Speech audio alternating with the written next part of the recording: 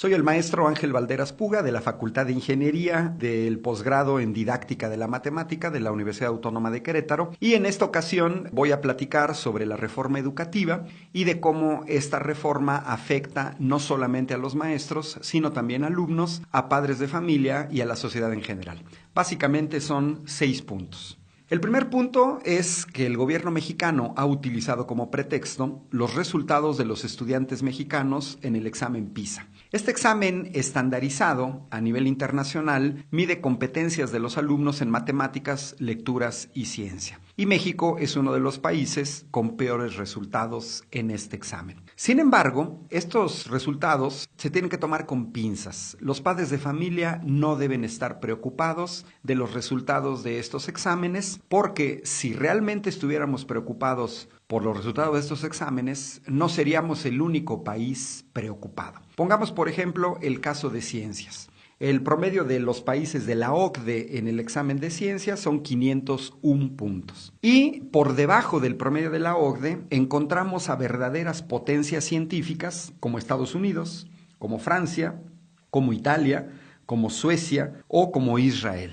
Si nos vamos al caso de las matemáticas, promedio de la OCDE, 494 puntos. Por debajo del promedio de la OCDE están verdaderas potencias matemáticas como el Reino Unido, también como Estados Unidos, como Hungría, que tiene muy buenos matemáticos. ¿Qué significan los resultados del examen de la OCDE? Es simplemente una fotografía, una instantánea, que no toma en cuenta las condiciones de estudio de los niños mexicanos comparadas, por ejemplo, con las condiciones de estudio de los niños de los Países Bajos, a los que les va bien en matemáticas, o de los niños finlandeses, a los que les va bien en ciencias. Los resultados de los exámenes de los niños dependen del sistema educativo en global. No nada más dependen de los profesores. Depende también de los directores, depende de la infraestructura, depende de los materiales de estudio, depende del currículum, depende del nivel socioeconómico de las familias. Por ejemplo, en México tenemos un gran problema con el hecho de que las autoridades educativas no son los profesores mejor preparados y toman decisiones desde no ser los mejores preparados. Y tenemos pésimas condiciones de infraestructura, tenemos un nivel socioeconómico muy bajo que hace que, por ejemplo, niños acudan a la escuela sin haber desayunado, tenemos niños desnutridos, la infraestructura en las escuelas no funciona y todo esto afecta naturalmente el resultado de los niños, pero no corresponde nada más al profesor. Por ejemplo, el gobierno de México presenta los resultados del examen PISA, sin embargo, no presenta los resultados de la OCDE en cuanto a la inversión que se tiene por estudiante. En esta gráfica podemos observar cómo de los países de la OCDE, México es el país que menos invierte en los niños y en los jóvenes desde la primaria hasta la universidad. El promedio de la OCDE, como podemos observar, son $9,300, mientras que México invierte apenas una tercera parte. Es absurdo pretender comparar a los niños mexicanos contra los niños suizos o los niños noruegos o los niños daneses cuando ellos están invirtiendo 4 veces más y hasta 5 veces más, como es el caso de Suiza. Es evidente que esta inversión se va a traducir en los resultados de aprendizaje de los niños. ¿Qué consecuencias tenemos para los padres de familia? Pues que México tiene una cobertura en educación superior muy pobre. Podemos observar con datos de 2008, es una fotografía que desgraciadamente no ha cambiado mucho. En México solamente 27 jóvenes que quieren ingresar a la universidad pueden hacerlo. Es decir, 73 se nos quedan fuera.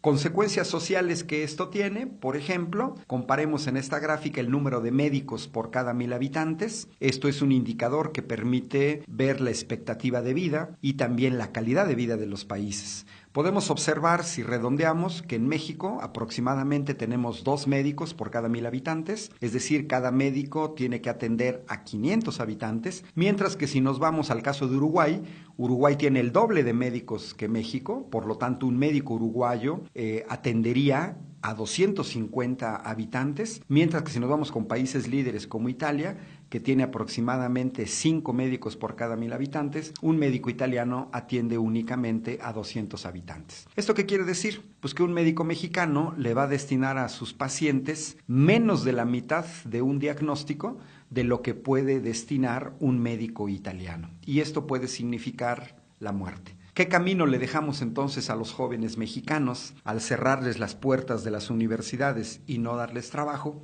La delincuencia organizada. Ahora resulta ser que en el año 2016 el gobierno federal de Peña Nieto, que dice que están muy preocupados por la educación de los niños, los empresarios mexicanos de Mexicanos Primero, que dicen que están muy interesados en los niños, lo primero que tendrán que hacer es protestar por el recorte a educación de 10,000 millones de pesos en 2016. Le acaban de recortar a educación pública 6,500 millones como pretexto del referéndum que se hizo en Inglaterra para que Inglaterra saliera de la Comunidad Europea. Yo todavía no entiendo, ni como investigador, ni como ingeniero, ni como matemático, qué tiene que ver el resultado del referéndum en Inglaterra con que el gobierno de Enrique Peña Nieto le quite a educación pública 6,500 millones de pesos y de una vez 6,500 millones a salud. Si el gobierno de Enrique Peña Nieto estuviera verdaderamente preocupado en los niños de este país, en la calidad de la educación de los niños de este país, debería de vender su avión de 7,000 millones de pesos y no habría necesidad de ningún recorte a la educación pública. ¿Cuál es el problema con el examen PISA? Es un problema en el cual se quiere medir a desiguales como iguales. Este examen PISA es el mismo que se aplica para estudiantes finlandeses que para estudiantes mexicanos y se echa la culpa a los maestros.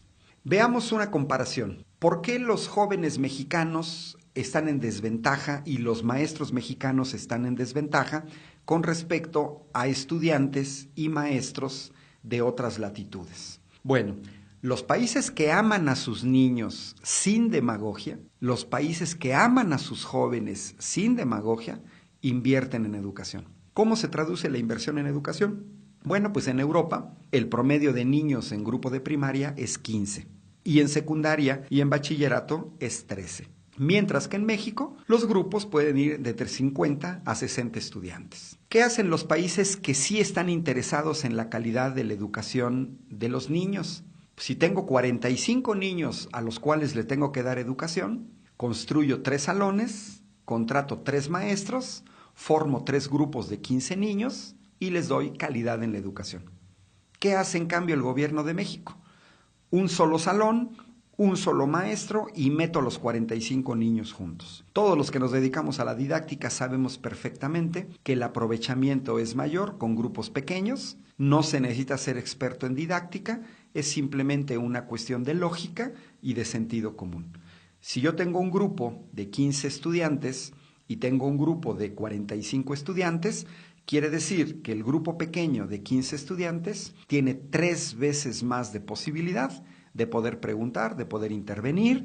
El profesor, mientras a un grupo de 45 estudiantes le puede revisar en una clase 2 veces el trabajo a un estudiante, en un grupo de 15 se lo puede revisar hasta 6 veces. Una verdadera reforma educativa debería de incluir la reducción del número de estudiantes por grupo. Sin embargo, eso no aparece en la reforma de Peña Nieto.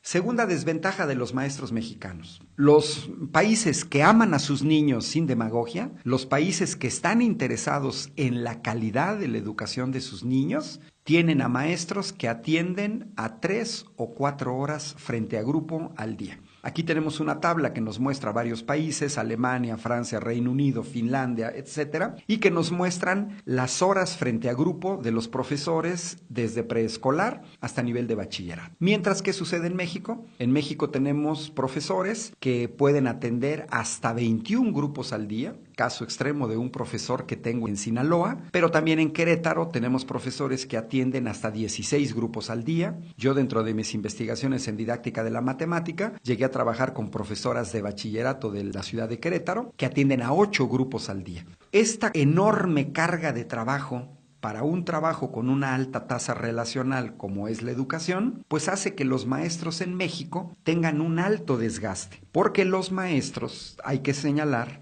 que cuando en Alemania, por ejemplo, se tienen 20 horas frente a grupo a la semana, pues eso implica que ese maestro alemán está destinando 4 horas frente a grupo al día. Y hay que señalar que este es un trabajo que requiere un trabajo de preparación previa y un trabajo posterior de revisión y de reflexión. El trabajo académico de ser maestro no se reduce a dar clases como lo piensa mucha gente. Es un trabajo que requiere muchísimo más tiempo. En cambio, en México tenemos detectado, aquí hay un estudio del Instituto de Estudios Sindicales de América Latina que nos muestra cómo México es uno de los países donde los maestros más trabajan y tienen que hacer muchas cosas fuera del horario de trabajo, a actividades docentes como es preparar clases, preparar material didáctico, trabajo administrativo, atención a alumnos y padres fuera del horario laboral, y además a eso todavía los maestros tienen que llegar a su casa a cumplir con obligaciones domésticas. Y si a eso sumamos el tiempo de traslado, termina dejándoles muy poco espacio a los profesores para descansar y relajarse. Los países que aman a sus niños sin demagogia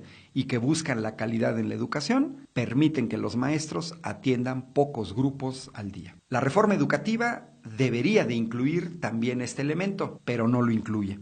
Tercer elemento, que siempre es medir a desiguales como iguales, son los salarios. Aquí tenemos una tabla de 2013, corresponde a un estudio de la red europea Eurídice, es una red de estudios estadísticos, se llama Datos Esenciales sobre Maestros y las Escuelas Líderes en Europa. Es el salario de los profesores en 2013. Tenemos el caso de Francia, en donde una educadora comienza ganando 33,000 pesos mensuales, en Inglaterra 35,000, en España 40,000, en Suecia también 40,000 y en Finlandia 38,000 pesos mensuales. Ese es el salario mínimo, el salario inicial que se le paga a una recién egresada de una normal que se preparó para ser educadora. Sin embargo, si vemos en la segunda columna viene el escalafón al que gradualmente se accede y en esa segunda columna aparecen los salarios que ganan ya todas las educadoras con 20 años de experiencia. Es decir, una educadora francesa entra en desventaja con respecto a otros países europeos, por ejemplo con Suecia, ganando 33,000 pesos mensuales. Sin embargo, a lo largo de su vida de trabajo, aspira a ganar 63,000 pesos mensuales.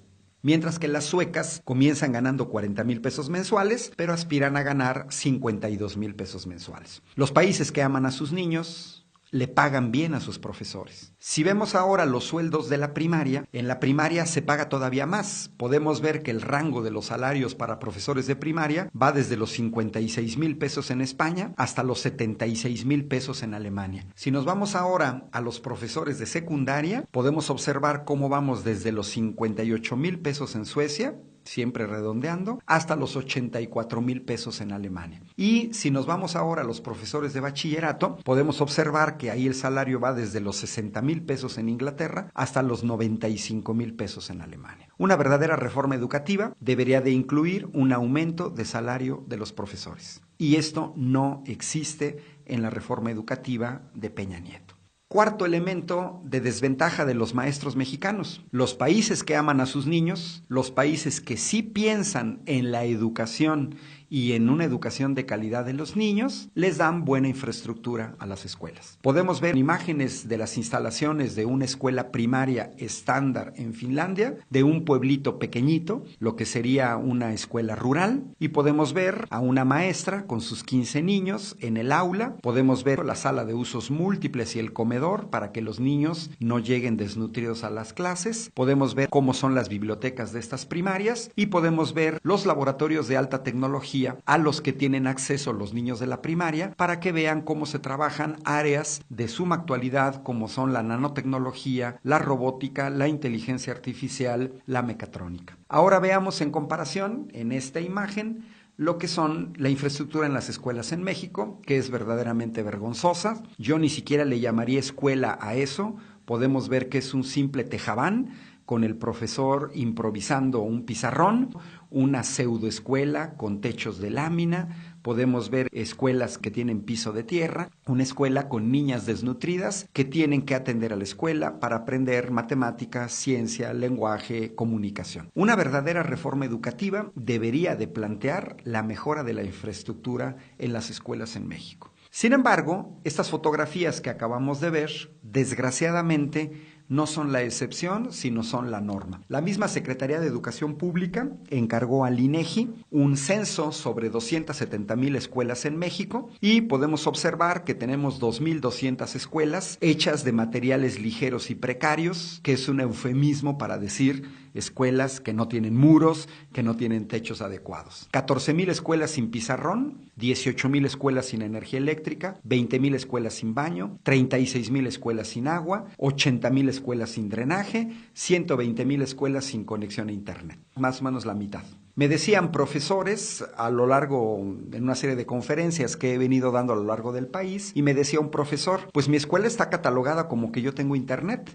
El problema es que para yo poder acceder y encender el equipo, tardo casi entre 15 y 20 minutos. Y para poder llegar a la primera liga del navegador que me marca la Secretaría de Educación Pública, me tardo otros 15 o 20 minutos. En una clase de 1 hora, ya se le fue al maestro entre media hora y 40 minutos solo para poder acceder a internet. Y estas no son fantasías. Los que trabajamos en educación superior en dependencias que dependen de la SEP, podemos ver de manera dramática las conexiones chafas a internet que proporciona el gobierno en las escuelas, extremadamente lentas y no eficientes. Pero sin embargo, en el examen PISA se quiere medir a los niños mexicanos con estas condiciones exactamente de la misma manera con los niños finlandeses que tienen, por ejemplo, internet gratuito en sus casas a velocidades de 100 megabytes. Es evidente que en cualquier examen estandarizado que tome en cuenta estas condiciones ideales, pues van a salir mejor. Ahora, yo le preguntaría a los papás si están muy contentos que sus hijos acudan a escuelas sin baños, a escuelas sin áreas deportivas, a escuelas sin drenaje o a escuelas en las que no existe ni siquiera agua en la red pública. Aquí tenemos un caso extremo de una escuela, de una primaria en Ecatepec, que estaba anegada desde junio de 2015, es decir, más o menos un año. Podemos ver en esa escena, es una escuela con 12 salones, 6 de los cuales están inundados, y para resolver el problema, entre comillas resolver, el inteligente gobierno de México lo que hizo fue que la mitad de las niñas van a clases lunes, miércoles y viernes, y la otra mitad va martes y jueves. Una cosa verdaderamente vergonzosa que no sucede en los países que sin demagogia sí aman a sus niños y quieren calidad en la educación. Es justo señalar que en la nota a la que hago referencia se señala que las niñas tienen ya todas enfermedades en la piel, así como las maestras. Suena hasta verdaderamente ridículo que la Secretaría de Salubridad haga campañas con el Zika, con el chikungunya, y que nos diga que los mexicanos tenemos que tener cuidado con el agua encharcada, cuando ellos son los primeros que hacen trabajar a los niños en ambientes insalubres. Ese es el primer punto. Sintetizo. Una verdadera reforma educativa debería de reducir el número de alumnos por grupo, reducir el número de grupos atendido por cada profesor, elevar el nivel salarial de los profesores y mejorar la infraestructura. Es evidente que los profesores que tienen que trabajar muchas horas durante el día o que buscan un segundo trabajo, esas horas para el segundo trabajo o para una segunda plaza se la van a quitar para su trabajo esencial. Segundo punto importante para que tenemos que entender en la sociedad. La negativa a evaluarse por parte de los maestros no es por miedo, sino porque se anulan sus estudios, se anula su preparación, se anulan sus años de experiencia y se pierde la estabilidad laboral. Evaluarse es, entre comillas, porque lo que está haciendo el gobierno de Enrique Peña Nieto no es una evaluación. Cuando Aurelio Nuño les dice a los profesores que tienen que cumplir la ley, específicamente les pide que acepten la aplicación retroactiva de la ley, como lo marca el artículo 8º transitorio de la Ley General del Servicio Profesional Docente, pues los profesores tienen un dilema. ¿A quién le hago caso? ¿A la Ley General del Servicio Profesional Docente o al artículo 14 constitucional que señala textualmente que a ninguna ley se le dará efecto retroactivo en perjuicio de persona alguna? Y que me disculpe Aurelio Nuño, pero cuando un profesor viene despedido, cuando viene cesado, cuando se le retiene su salario, cuando se le amenaza con no presentar un examen al que pomposamente le llaman evaluación, ya lo están perjudicando. Y entonces que Aurelio Nuño nos explique si se le va a hacer caso a una ley que apenas fue aprobada en 2013 o se le va a hacer caso a la ley máxima en este país, que es la Constitución y que nos costó 1 millón de muertos tener la Constitución, porque proviene de la Revolución Mexicana.